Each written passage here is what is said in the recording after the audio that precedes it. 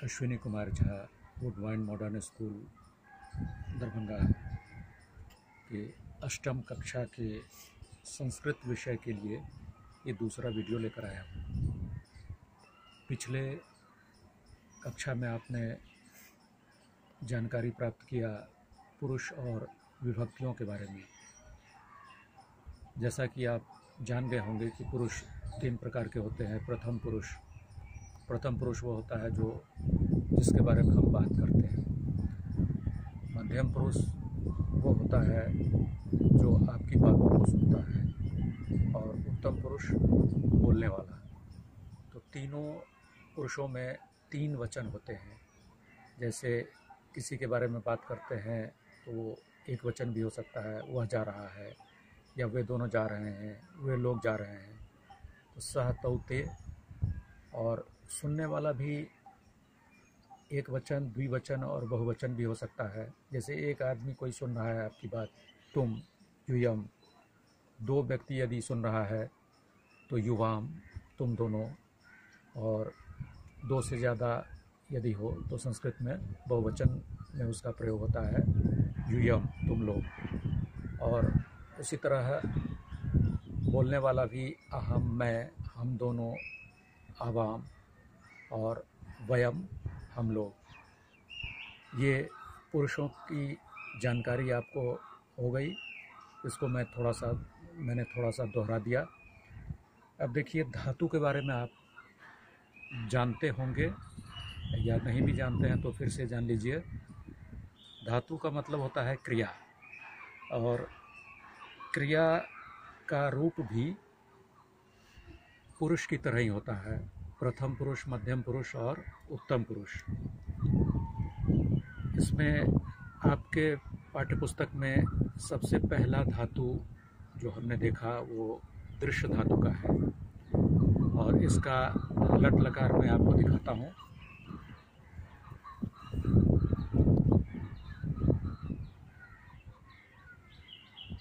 ये लट लकार है। इसमें है प्रथम पुरुष में पश्यति, पश्यतः, पश्यन्ति। मध्यम पुरुष में है पश्यसि, पश्यथः, पश्यथ। और उत्तम पुरुष में पश्यामि, पश्यावः, पश्यामः। तो इसी के आधार पर मैं आपको अनुवाद बनाना सिखाता हूँ। इसमें सबसे पहले तो ये जानना आवश्यक है कि कर्ता जिस वचन का होगा, उसी पुरुष उसी वचन की क्रिया होगी। तो सबसे पहले हम देखते हैं, पहला जो हमने अनुवाद लिया है, वे लोग देखते हैं। वे लोग देखते हैं, तो वे लोग का प्रथम पुरुष का बहुवचन हो गया, तो ते। और क्रिया में लट्लकार में इसका बहुवचन रूप है पश्यन्ति, तो ते पश्यन्ति, इसका अनुवाद हो जाएगा। इसी तरह दूसरा अनुवाद बनाना है, तुम दोनों देखते हो। तो तुम दोनों का हो गया त्वम, युवाम, युयम। तो तुम दोनों हो गया द्विवचन, तो युवाम हो जाएगा इसका। और क्रिया में इसका रूप हो जाएगा मध्यम पुरुष द्विवचन।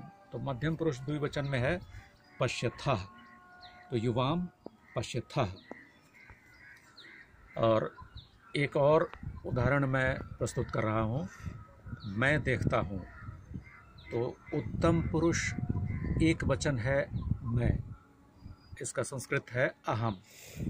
और उत्तम पुरुष एक वचन में दृश्य धातु का लट्लकार में ये रूप है पश्यामि, तो इसका अनुवाद हो जाएगा अहम पश्यामि। ये हो गया आपका अनुवाद।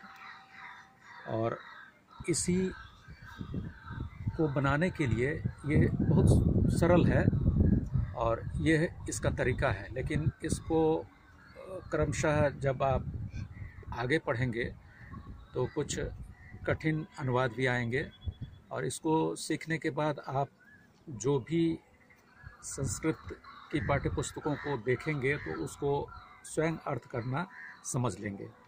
लेकिन इसके लिए आपको आवश्यक है कुछ धातु और शब्द रूपों का याद करना। लेकिन याद करना छात्रों के लिए टेढ़ी खीर होती है और बच्चे घबराते हैं, रटने लगते हैं। मैं रटना अच्छा नहीं समझता। रटने से मौलिकता मारी जाती है, लेकिन आपको याद तो करना है।